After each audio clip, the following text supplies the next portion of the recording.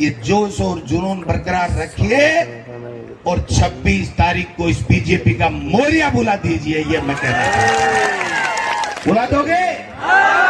बुला दोगे? समझो मोरिया। हमारे नेता राजकुमार रोत जी, ये साधारण बात नहीं थी मेरे भाइयों। ये निर्णय करना बहुत कठिन था, और कठिन इसलिए भी था कि आदिवासी पार्टी और कांग्रेस पार्टी का जो पूरे 2-3 स्टेट्स में बात चल रही थी, उसमें कई तरह की अड़चनें आ रही थी। तो ऐसे में हमारे अखिल भारतीय कांग्रेस कमेटी ने निर्णय किया कि राजस्थान के बारे में निर्णय हमारे प्रभारी रंधावा साहब करेंगे। और आप सबने देखा कि रंधावा साहब ने वो निर्णय किया कि अच्छों की पिंडली दूजने लग गई, और देश के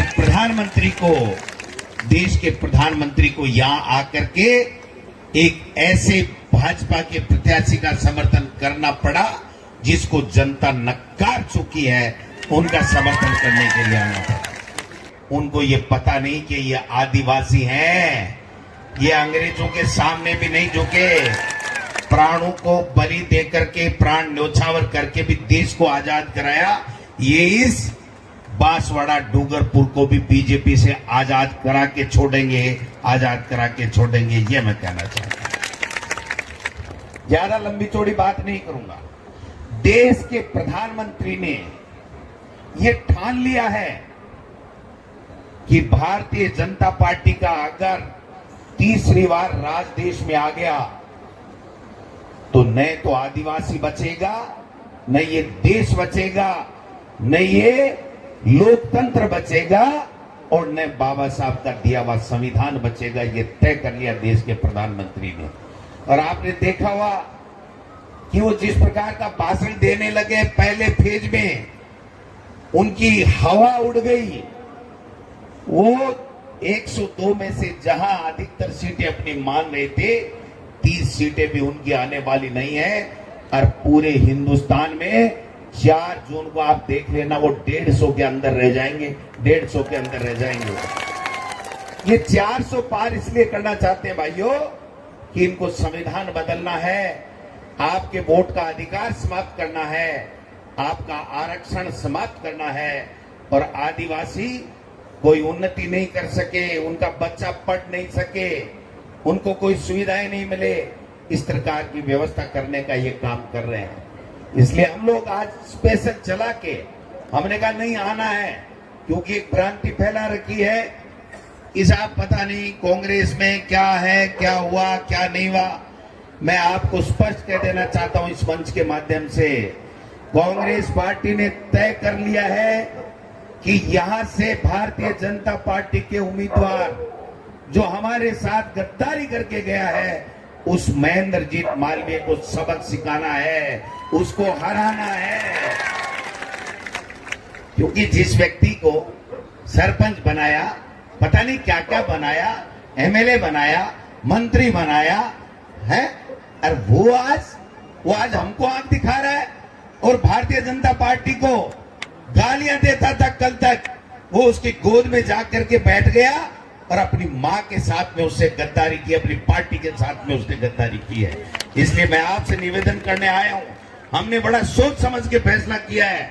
मैं मेरे कांग्रेस पार्टी के तमाम कार्यकर्ताओं, तमाम नेताओं से आग्रह करना चाहता हूं कि ये चुनाव, ये केवल कांग्रेस बीजेपी या बाप पार्टी का चुनाव नहीं है, ये देश का चुनाव है। बहुत सोच समझ के फैसला किया गया है।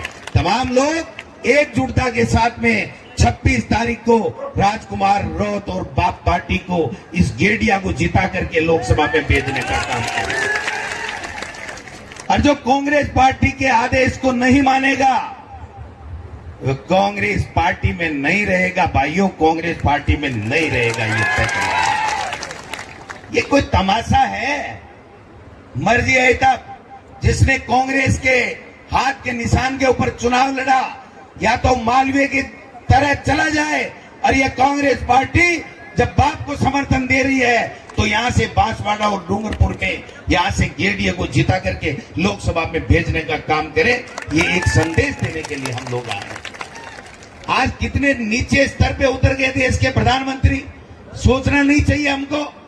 हिंदू मुस्लिम करने लग गए कि सारा का सारा मुसलमानों को दे देंगे। मैं कहता हूं देश के प्रधानमंत्री को यहां आकर के अगर उन्होंने भाषण दिया तो हमारे इन आदिवासी भाई बहनों को क्या देंगे, ये बात करनी चाहिए थी, न कि इस देश में नफरत फैलाने की राजनीति करनी चाहिए थी। देश में नफरत फैला करके, देश के टुकड़े टुकड़े करके वो अपने सत्ता में काबिज रहना चाहते हैं। ये मुमकिन नहीं है। मोदी जी, ये आदिवासी हैं जिन्होंने अंग्रेजों के सामने घुटने नहीं टेके, गोलियां खा के अपने आप को शहीद कर दिया, लेकिन देश को आजाद कराया। उसी तरीके से 26 तारीख को भाई लोगों, गेड़िया के निशान के ऊपर तमाम कांग्रेस और बाप के तमाम कार्यकर्ता नीले बटन को दबा करके राजकुमार रोत को यहां से लोकसभा में भेजने का काम करेंगे। ज्यादा लंबी चौड़ी बात की जरूरत नहीं है। बात टकेगी एक ही है भाई जी, और बाप एक हुए, बाप और बाप एक हुए। हमने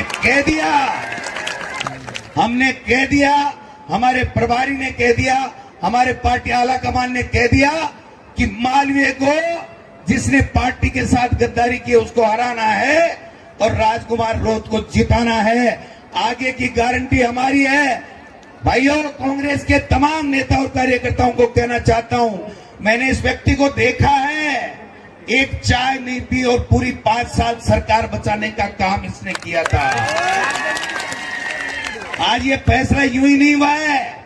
अगर ये राजकुमार रोत, ये डिंडोर जी, ये नहीं होते तो 5 साल कांग्रेस की सरकार नहीं चलती है। मोदी जी और अमित शाह जी पहले ही सरकार गिरा देते हैं। इसलिए लंबी चौड़ी बात नहीं है। 26 तारीख दूर नहीं है।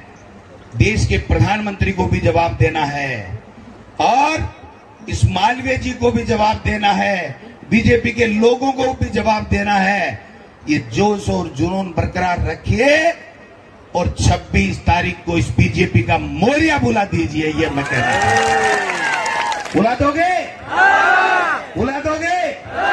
समझो मोरियो, समझे लागा तो बुला दोगे।